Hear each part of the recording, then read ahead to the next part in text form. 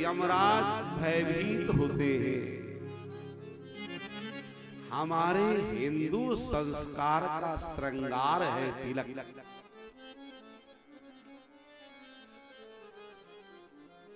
हमारे एक शिष्य है खरे जी, वो टीकमगढ़ में रहते हैं।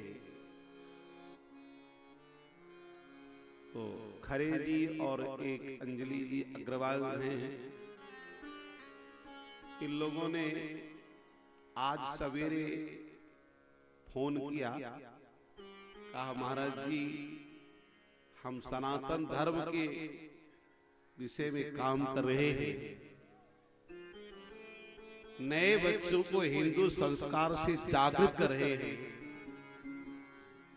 तो आप कृपा करके ये बताएं कि तिलक क्यों लगाना चाहिए। तिलक लगाने से क्या लाभ है।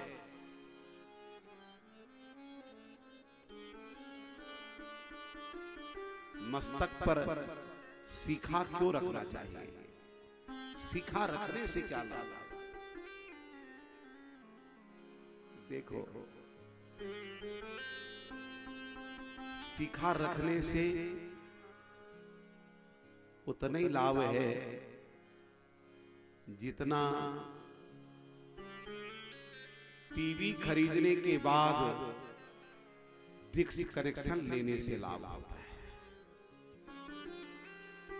टीवी घर में होवे और डिश का कनेक्शन ना होवे तो एक भी चित्र दिखाई नहीं देंगे।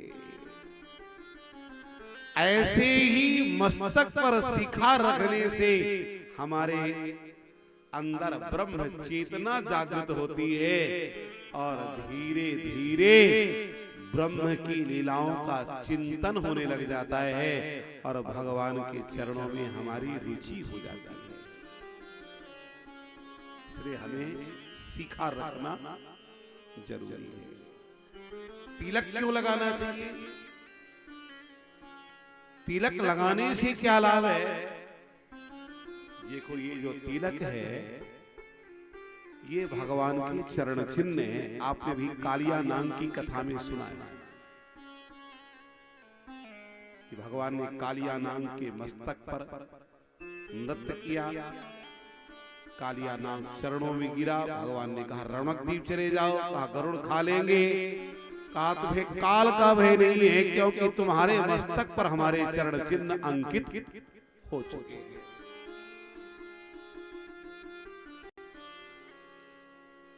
तिलक अपनी अपनी परंपरा के अनुसार लगाना चाहिए।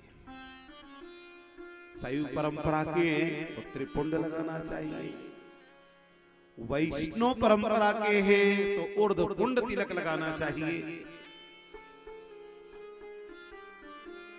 अच्छा, तिलक का जो स्थान है वो प्रारंभ कहां से होता है।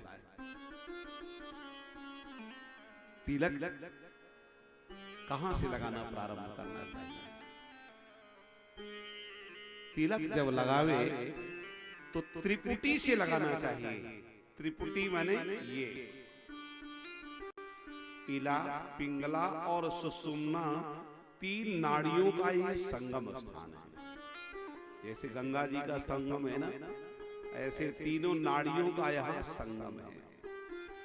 जब हम त्रिपुटी से तिलक लगाते हैं तो हमारे अंदर ब्रह्म चेतना जागृत हो जाती है। अच्छा, एक बात और है, आप लोगों ने बैल देखा है, देखा कि नहीं देखा। एक बैल देखा होगा जो छोड़ा जाता है,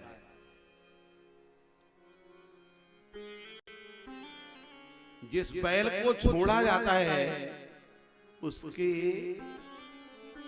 ककुद पर त्रिशूल का और चक्र का चिन्ह लगाया जाता है।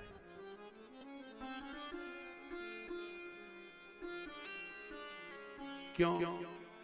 इसलिए लगाया जाता है कि ये पता लग जाए इस बैल को छुट्टा छोड़ दिया गया है, इस बैल पर किसी का अधिकार नहीं है। ऐसे ही मस्तक पर जिसके तिलक लग गया तो उसको छुट्टा छोड़ दिया गया। इस जीवात्मा रूपी बैल में किसी का अधिकार नहीं है। अगर अधिकार है तो केवल एक ठाकुर जी का अधिकार है। आज से इसकी रक्षा सुरक्षा व्यवस्था ठाकुर जी देखेंगे। तो भगवान के चरण चिन्हों को हमको अपने मस्तक पर जरूर धारण करना चाहिए, है ना। बाना बड़ा दयालु का, तिलक छाप अरुमान, यम डर पे कालू कहे भय मानी भोपाल। एक ने पूछा कि महाराज जी,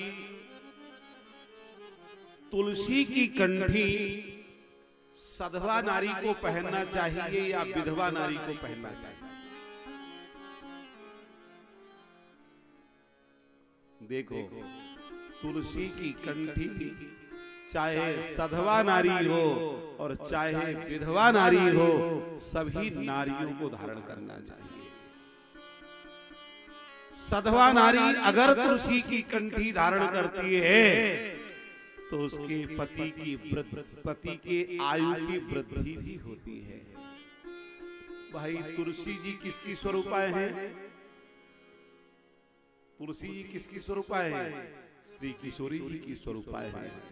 तुलसी का विवाह किससे हुआ है? शालिग्राम भगवान से हुआ है। भगवान अविनाशी है, तो बताओ तुलसी में फिर दोष कौन सा है कि हम तुलसी की कंठी न धारण करें? तुलसी की कंठी अवश्य धारण करना चाहिए। कहा गया है, क्षणार्धेन परित्यजेत विष्णु द्रोही भवे ध्रुवम। एक क्षण भी कोई तुलसी का त्याग करता है तो भगवान का द्रोही माना जाता है।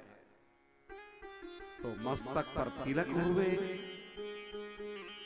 गले में तुलसी की कंठी होवे और बढ़िया सुंदर मुख में भगवान के नाम का जप होवे।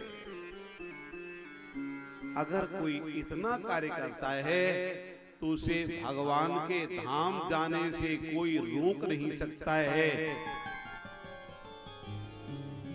तो भगवत धाम जाने का अधिकारी है। हर माता पिता को चाहिए, हर माता पिता को चाहिए और हर विद्यालय के शिक्षकों को चाहिए कि अपने हिंदू संस्कार के अनुसार रहने की शिक्षा हिंदू बालकों को दें, जिससे वो सनातन धर्म पर चले। आजकल बहुत सारे लोग अपने बच्चों को क्रिश्चियन विद्यालय में पढ़ाते हैं और क्रिश्चियन विद्यालय में पढ़ने वाले जो बच्चे हैं, अगर वो तिलक लगा करके चले जाएं स्कूल तो क्रिश्चियन विद्यालय के लोग तिलक नहीं लगाने देते हैं।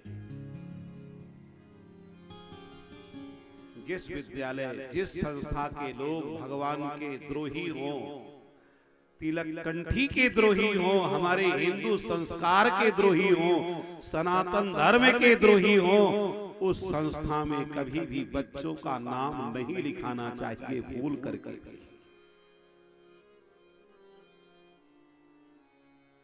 जब हम ये बात कह रहे हैं ना, तो संस्था के लोगों के कान में जब ध्वनि पड़ेगी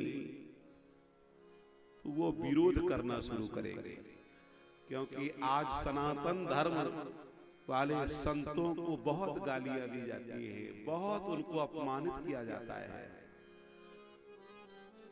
पर संतों का कर्तव्य है, कितना भी होवे अपने धर्म के लिए संत तो चलेगा ही चलेगा, है ना। श्री सीताराम जी महाराज की